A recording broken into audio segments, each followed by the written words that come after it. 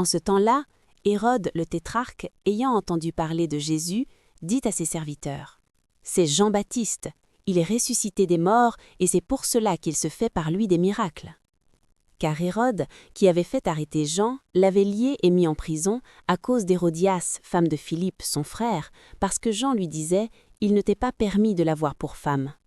Il voulait le faire mourir, mais il craignait la foule parce qu'elle regardait Jean comme un prophète. Or, lorsqu'on célébra l'anniversaire de la naissance d'Hérode, la fille d'Hérodias dansa au milieu des convives et plut à Hérode, de sorte qu'il promit avec serment de lui donner ce qu'elle demanderait. À l'instigation de sa mère, elle dit « Donne-moi ici, sur un plat, la tête de Jean-Baptiste. » Le roi fut attristé, mais à cause de ses serments et des convives, il commanda qu'on la lui donne, et il envoya décapiter Jean dans la prison. Sa tête fut apportée sur un plat et donnée à la jeune fille qui la porta à sa mère.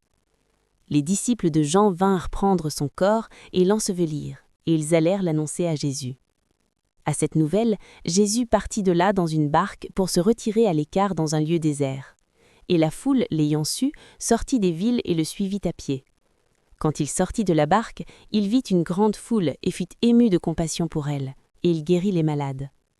Le soir étant venu, les disciples s'approchèrent de lui et dirent : « Ce lieu est désert et l'heure est déjà avancée. Renvoie la foule afin qu'elle aille dans les villages pour s'acheter des vivres. » Jésus leur répondit : « Ils n'ont pas besoin de s'en aller. Donnez-leur vous-même à manger. » Mais ils lui dirent : « Nous n'avons ici que 5 pains et 2 poissons. » Et il dit : « Apportez-les-moi. » Il fit asseoir la foule sur l'herbe, prit les 5 pains et les 2 poissons, et, levant les yeux vers le ciel, il rendit grâce.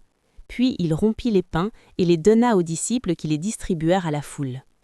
Tous mangèrent et furent rassasiés, et l'on emporta 12 paniers pleins des morceaux qui restaient. Ceux qui avaient mangé étaient environ 5000 hommes, sans les femmes et les enfants. Aussitôt après, il obligea les disciples à monter dans la barque et à passer avant lui de l'autre côté, pendant qu'il renverrait la foule. Quand il l'eut renvoyé, il monta sur la montagne pour prier à l'écart, et comme le soir était venu, il était là seul. La barque, déjà au milieu de la mer, était battue par les flots, car le vent était contraire. À la 4e veille de la nuit, Jésus alla vers eux marchant sur la mer. Quand les disciples le virent marcher sur la mer, ils furent troublés, et dans leur frayeur, ils poussèrent des cris.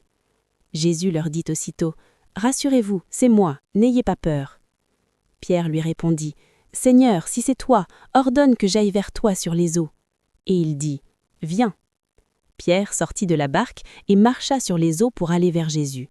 Mais voyant que le vent était fort, il eut peur, et comme il commençait à enfoncer, il s'écria : « Seigneur, sauve-moi !»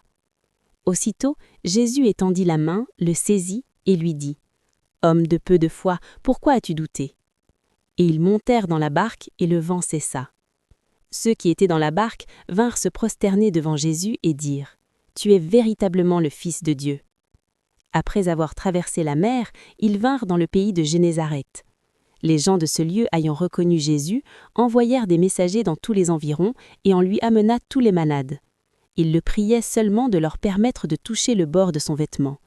Et tous ceux qui le touchèrent furent guéris.